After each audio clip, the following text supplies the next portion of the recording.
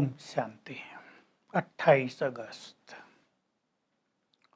आज बाबा हम सभी को पुनः योग के लिए बहुत ध्यान दिला रहे हैं। तुम्हें एकांत में बैठकर योग का अभ्यास करना है, जिसे बाबा याद की यात्रा कहते हैं। इससे तुम स्वीट बन जाओगे, तुम्हारे जन्म जन्म के विक्रम विनाश हो जाएंगे। अपने से बातें करो। क्या हम ऐसे स्वीट बाबा को याद न करें?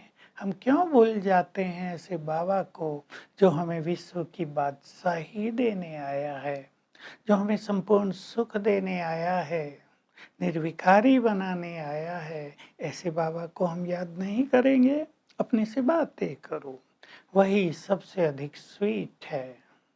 तुम भी नंबरवार स्वीट, स्वीटर, स्वीटेस्ट बनते हो। शिव बाबा है स्वीटेस्ट, और तुम्हें भी स्वीटेस्ट बनाता है लक्ष्मी नारायण। बिल्कुल मीठे मीठे वो हैं जो बहुतों का कल्याण करते हैं।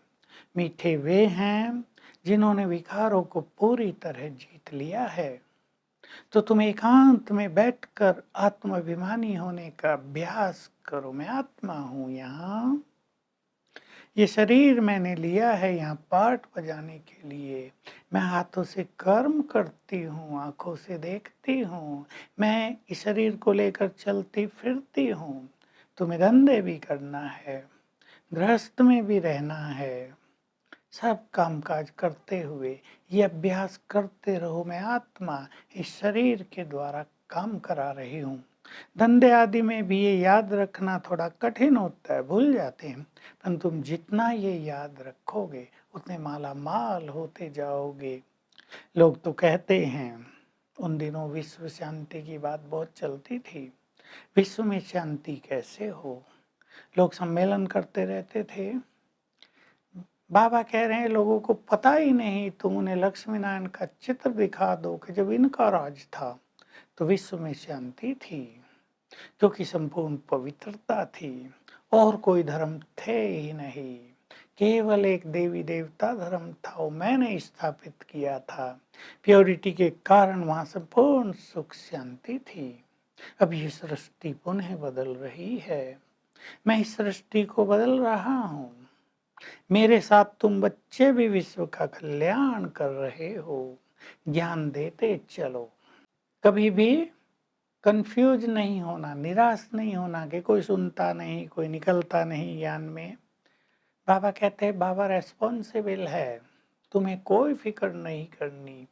तुम्हारा दिया हुआ ज्ञान व्यर्थ नहीं जाएगा।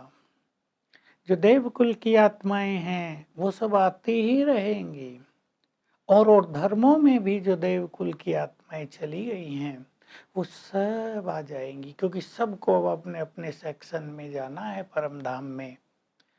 ये सृष्टि का नियम ही है कि कलयुग के अंत में सभी आत्माएं अपने अपने मूल धर्म में लौट जाती हैं। तो तुम सबको ज्ञान देते चलो। जब हम पवित्र थे तो विश्व में शांति थी। अब शांति का सागर स्वयं ब्रह्मा तन में आकर पुनः शांति की स्थापना कर रहा है। उसकी मत पर चलो तो तुम्हारे अंदर भी शांति हो जाएगी, तुम्हारे परिवार में भी शांति हो जाएगी, और विश्व में भी शांति हो जाएगी। जब तक ये बहुत धर्म हैं तब तक शांति नहीं हो सकती। इसलिए मैं आकर सब धर्मों का विनाश करा देता हूँ। देखिए, भगवान ही बोल सकता है इस तरह की पावरफुल बातें। तो तुम सभी अब पवित्र बनो, अपने से बातें करो। इन विकारों ने हमें जन्म जन्म दुख दिया है। ये विकार हमारे शत्रु हैं। क्या हम भगवान की बात मानकर विकारों को जीतने की प्रतिज्ञा नहीं करेंगे? प्रतिज्ञा करो अपने से, तो बाबा का बल भी मिलेगा। कोई कोई प्रतिज्ञा करके तोड़ भी देते हैं, फिर प्रतिज्ञा करो। तुम्हें निर्विकारी बनना ही है, क्योंकि तुम निर्विकारी थे, तुम पवित्र थे। तुम्हें फिर से बनना है। इस याद की यात्रा में उतार चढ़ाव तो आएगा। जैसे जब तीर्थों पर जाते हैं तो लोग बोलते रहते हैं चलते चलो, थकान उतारने के लिए, मनोरंजन रखने के लिए बोलते हैं। तुम भी इस याद की यात्रा पे चलते चलो। उतार चढ़ाव तो आएंगे, कभी बहुत मजा आएगा, कभी बहुत कम मजा आएगा, थक भी जाओगे, लेकिन फिर शुरू करो। एकांत में बैठकर अपने से बहुत अच्छी बातें करते रहो। तुम्हें थकना नहीं है, क्योंकि विक्रम बहुत हैं। जितने तुम्हारे विकर्म विनाश हो जाएंगे, उतना ही तुम्हें उच्च पद मिलेगा। और विकर्म रह गए तो सजाएं भी खानी पड़ेंगी और पद भी कम होगा, और अब कोई विकर्म करना नहीं है। बाबा कह रहे हैं तुम्हें बहुत स्वीट बनना है, तुम्हारे बोल स्वीट हो, तुम किसी को दुख नहीं दे सकते।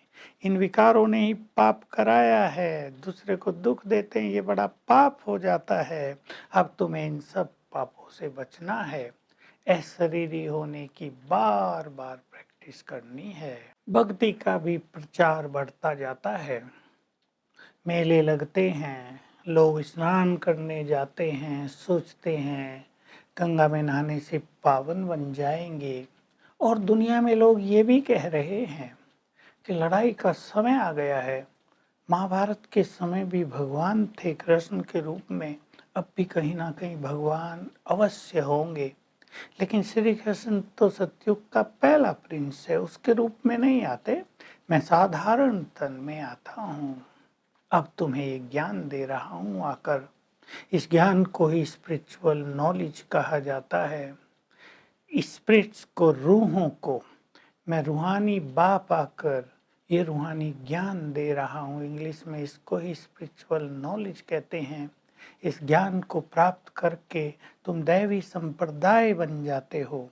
बाकी सभी मनुष्य तो हैं कलयुग में, तुम दैवी संप्रदाय बन जाते हो, तुम देवी देवता धर्म के बन जाते हो। तो अब तुम्हें याद पर बहुत ध्यान देना है। बाबा शब्द ही बहुत स्वीट है। यदि तुम बाबा को याद नहीं करोगे तो तुम्हें खुद ही लग जाएगी कि ऐसे स्वीट बाबा को हम याद नहीं करते। हमें अवश्य अधिक से अधिक याद करना चाहिए। वरदान है, हर कदम में पद्मों की कमाई करके संपन्न आत्मा यानी तृप्त आत्मा बनो। अगर हम हर कदम याद में उठाते हैं, हर कर्म याद में करते हैं, तो हर पल हमारी पद्मों की कमाई होती रहती है। तो कर्म करते हुए भी योग युक्त रहने का अभ्यास करो, तुम अथाह खजानों से संपन्न हो जाओगे। ये ज्ञान का खजाना भी तुम्हारा अथाह बेहद का खजाना है। इससे तुम्हें बेहद का सुख मिलता है और तब तुम तृप्त आत्मा बन जाओगे। स्लोगन है, किसी भी परिस्थिति में, किसी भी बात में अपसेट न हो जाओ, डिस्टर्ब न हो जाओ।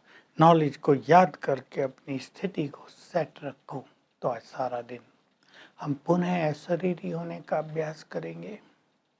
मैं आत्मा इस देह के द्वारा पार्ट बजा रही हूँ, मैं इस देह से न्यारी हूँ।